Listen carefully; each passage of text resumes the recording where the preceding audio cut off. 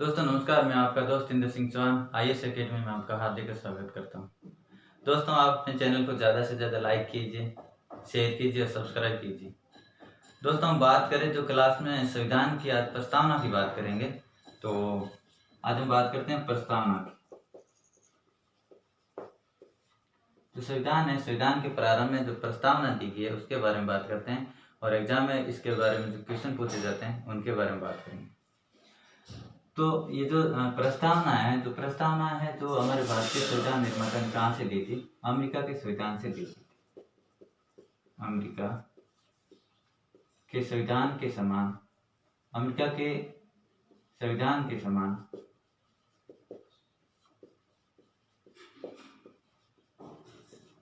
भारतीय संविधान निर्माता,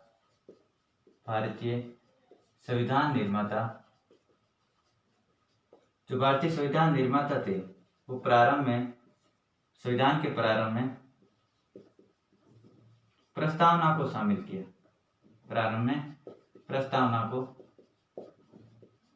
किया।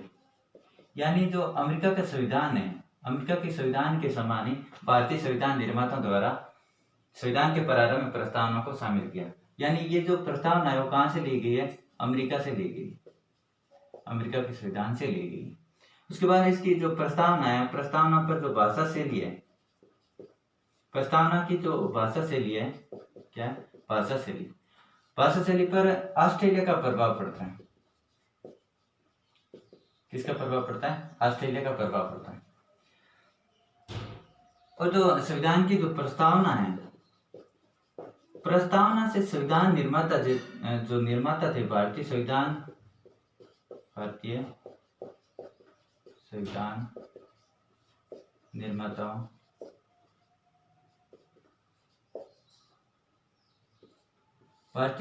निर्माताओं के विचारों की अभिव्यक्ति होती है। यानी जो संविधान में जो निर्माता थे, संविधान के निर्माता थे, उनके जो विचार थे वो कहाँ से स्पष्ट होते हैं? प्रस्तावना से स्पष्ट होते हैं। ठीक है दोस्तों, कहाँ से स्पष्ट होते हैं? प्रस्तावना से। तो अब भारतीय प्रस्तावना की जो प्रस्तावना है, ये भारतीय संविधान का क्या है? प्रस्तावना भारतीय संविधान की आत्मा है।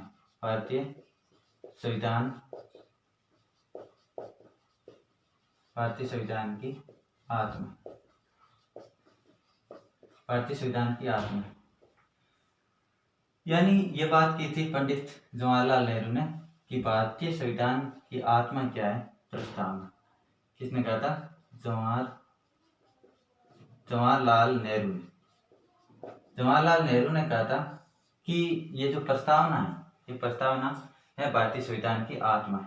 ठीक है दोस्तों, तो ये प्रस्तावना कहाँ से ली गई है? अमेरिका से ली गई है। और इसकी जो भाषा से ली उस पर किसका प्रभाव पड़ता है? ऑस्ट्रेलिया के संविधान का प्रभाव पड़ता है। और प्रस्तावना में संविधान के निर्माताओं के विचारों की अभिव्यक्ति होती है। और प्रस्तावना को संविधान की आत्मा कहा था जवाहरलाल नेहरू ने। ये बात आप ध्यान रखना। सीधे क्वेश्चन पूछ लेता है कि प्रस्तावना को संविधान की आत्मा किसने कहा था? तो जवाहरलाल नेहरू ने कहा था। प्रस्तावना कहाँ से ली गई है? तो अमेरिका से ली गई। तो प्रस्तावना है वो संविधान की आत्मा, संविधान का सार है, संविधान का आमुख है। जो प्रस्तावना है वो संविधान की आत्मा है, संविधान का सार है, संविधान का आमुख है, संविधान का दर्शन है, संविधान का मुखौटा है, संविधान का दर्पण है। यानी जो प्रस्तावना है, प्रस्तावना संविधान की आत्मा है, संविधान का दर्शन है और संविधान का मुखौटा है, दर्शन है। ये बात कहते हैं। तो संविधान की आत्मा किसने कहा था? जवाहरलाल नेहरू।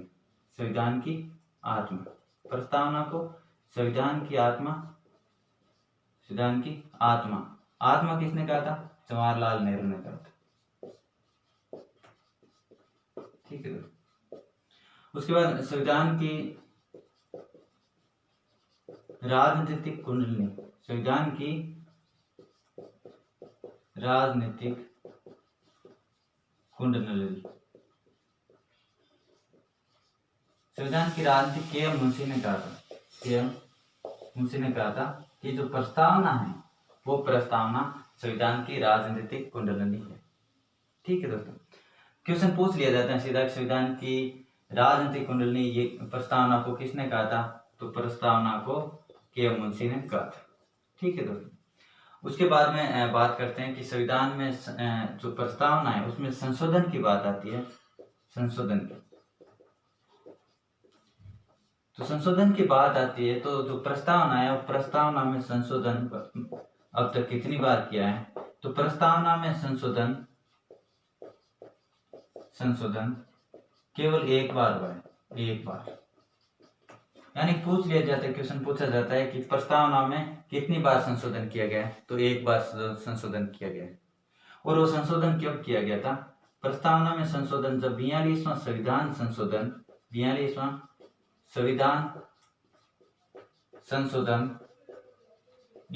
संविधान संशोधन 1976 के तहत प्रस्तावना में 42वां संविधान संशोधन 1976 में प्रस्तावना में एक संशोधन किया गया था, और संशोधन किया गया था और उसमें 3 शब्द जोड़े गए थे। कितने? 3 शब्द जोड़े गए थे। कौन कौन से जोड़े गए थे?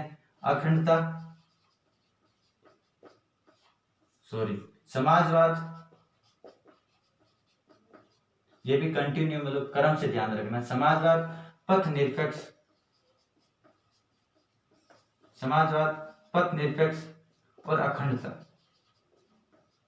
समाजवाद, पथ निरपेक्ष और अखंडता 3 शब्द जोड़े गए थे, और ये जोड़े गए थे, एक बार संशोधन हुआ था 42वां संविधान संशोधन 1976 के तहत 3 शब्द जोड़े गए थे, समाजवाद, पथ निरपेक्ष और अखंडता। ये कई बार क्वेश्चन पूछा जाता है कि 3 शब्द कौन कौन से जोड़े गए थे, समाजवाद, पथ निरपेक्ष और अखंडता शब्द जोड़े गए थे। तो ये बात हो गई आपको जो संविधान प्रस्तावना, संविधान की आत्मा, सार, कुंजी कहते हैं, दर्शन कहते हैं, मुखौटा कहते हैं, और संविधान की प्रस्तावना को संविधान की आत्मा जवाहरलाल नेहरू ने कहा था, और प्रस्तावना को संविधान की राजनीतिक कुंडली के एम मुंशी ने कहा था। और संशोधन की बात मैंने बता दी आपको, संशोधन एक बार हुआ है, और वर्तमान में जो संविधान में आज तक एक बार ही संशोधन हुआ था 1976 42वां संविधान संशोधन के तहत। उसके बाद बात करते हैं तो संविधान की जो संविधान की जो प्रस्तावना है, प्रस्तावना के कुछ तत्व है। क्या है? प्रस्तावना के तत्व, यानी प्रस्तावना के अंदर कुछ बातें लिखी हुई है, उससे संविधान के बारे में उसका सार निकाला जा सकता है। जैसे सबसे पहले बात करते हैं तो ये संविधान की अंतिम शक्ति, संविधान की अंतिम शक्ति वो किसके पास है? जनता के पास है। यानी शासन की अंतिम शक्ति किसके पास है? शासन की अंतिम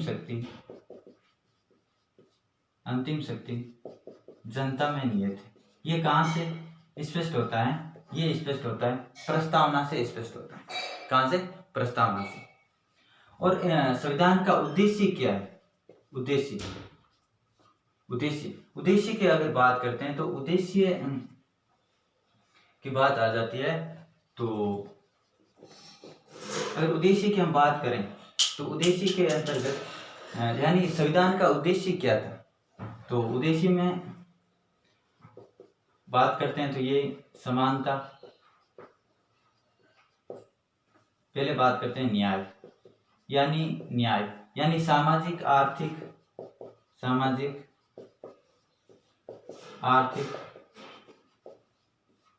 और राजनीतिक न्याय।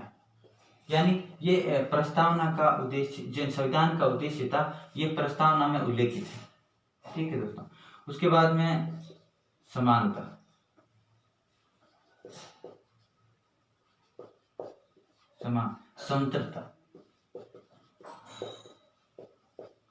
समतलता की बात करते हैं तो विचार,